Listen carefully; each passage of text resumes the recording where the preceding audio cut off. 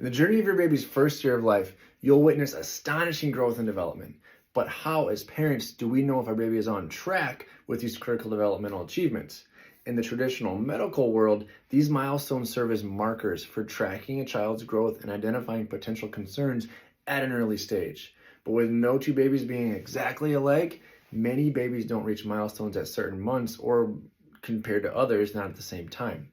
So if this is a question you commonly ask yourself, mom and dad, you are not alone. So many parents want to find answers when it comes to their children hitting a potential delay. Plus, with these milestones building on each other, where and what they are struggling with can be kind of messy. And we know developmental milestones progress to bigger accomplishments down the road. So in this video, we will walk you through the order and the sequence of them to help get children unstuck if they have or are experiencing any delays. This video is for you, mom and dad. Use it as a roadmap to help ease any worries, know what to look for, the how and the when, and most of all, not feel overwhelmed if your baby is growing and developing, especially as a first-time parent. Second-time parents, we know that we can let them eat dirt and eat the crayons and wonder if Crayola uses red dye 40 in the... I'm joking. The most important thing we can share with you in this video is something you will absolutely not hear or have explained to you in a traditional pediatrician's office, and that is this. The order in which your child goes through these milestones matters far more than when they achieve them, meaning it's more troublesome for a child to skip a stage of development or miss a milestone altogether than it is for them to be slightly delayed. For example, skipping crawling is more troublesome and problematic to their overall brain and neurological development than being a couple months late in talking and walking and so forth. A story that fits so well here is the story of Tegan. And we've used Tegan's story before, but it just ties in well again in this one. No matter what they tried or how hard she worked in PT, little Miss Tegan simply could not stand or walk on her own.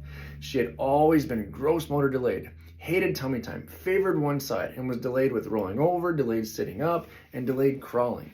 She had continual PT sessions, and although some progress, it eventually slowed and stalled out altogether. Additionally, since the neurological control of the motor development and the digestive function are so intertwined, Tegan struggled mightily with constipation. Her parents had tried diet changes, probiotics, prunes, pretty much everything under the sun that you and I could think of. But Tegan simply lacked the motor control and strength to go on her own. Like I said, they're intertwined. Tegan's feet were turned out. She had to use a very wide stance to stand and walk, also with support. And when her mom first brought her in for care, her biggest goal was simply to get her pooping on her own and walking on her own. Long story short, through the addition of neurologically focused chiropractic care, remember she was doing everything else before, Tegan is now thriving. She finally took off walking, strutting around like a proud peacock, and shortly thereafter, digestion got back on track. No constipation again for Tegan. We couldn't be more excited for her, and I could tell stories like this all day long, but let's get into some of the science of the developmental delays and how they occur. As mentioned above, we are far more concerned with the order in which these milestones and developmental stages happen and how well they are linked or coordinated together.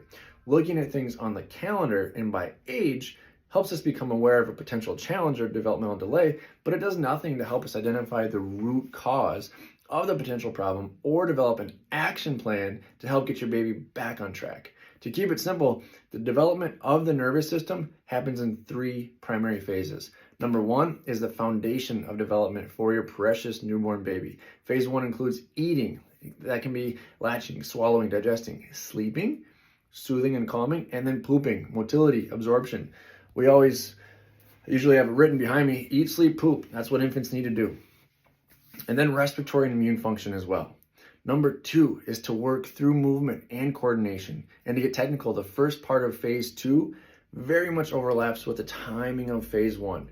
You've often heard your pediatrician or PT mention walking comes before talking. And to expand on that, speech and higher level cognitive function come after not only walking, but an overall coordinated, organized, and efficient movement. The body builds bottom up. The nervous system builds bottom up. With that being said, phase 2 consists of motor and movement of the head and the upper neck and torso and the arms. Think tummy time, rolling over, sitting up, crawling, and then walking, and then fine neurotuning and coordination of all of it together. And then phase 3 is advanced functions. They take multiple zones or hemispheres of communication throughout the brain working together to execute, which is why it's got to be on top of that pyramid. Thus, they need a good foundation of 1 and 2 to be executed with ease. This is often why children who still struggle with sleep, constipation, or immune health, think eating, sleeping, pooping, they struggle with that, or the coordinated movement stay stuck and delayed in the social, speech, and cognitive development as well. Here's the highest level of developmental functions in phase 3: speech and communication, socialization and play, behavior and emotional regulation, and then cognition and learning. So why do children miss these milestones? The number one factor that we see over and over again that contributes to missed baby milestones is birth trauma and stress in early development. Birth trauma, or in utero stress specifically, can affect crucial brainstem and cerebellar regions or cerebellum regions, and their wildly important role in developmental milestones. Birth is traumatic for your baby for numerous reasons, including the baby's position in utero, the duration of the birthing process, birth interventions, C-sections, vacuum forceps. I've talked about this, but I know those all very well because both of my kids, one was a C-section, Brooks, and then Ren was a vacuum. These all cause high levels of physical tension on the delicate tissues of the brainstem and the upper neck, which house the vagus nerve and are responsible for autonomic nervous system function and regulation. Also responsible for motor tone, coordination, immune and digestive function, and so much more. The impact of these various physical stressors on a developing infant's nerves and muscles in the head, in the neck, and in the upper torso is significant. And this leads to what we call subluxation, which is often the most underestimated and overlooked aspect when considering developmental delays and neurodevelopmental challenges in babies and children later on in life as well.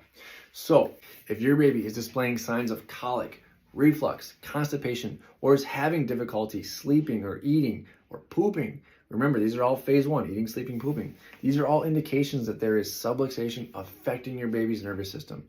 Stress at this early stage of development puts it out of sequence, slows everything down in phase 2 and 3. This is why we go back to the basics to heal first. That's the catalyst for what needs to come next. It all starts with finding out to what degree and where precisely within your baby's nervous system their tension and subluxations lie.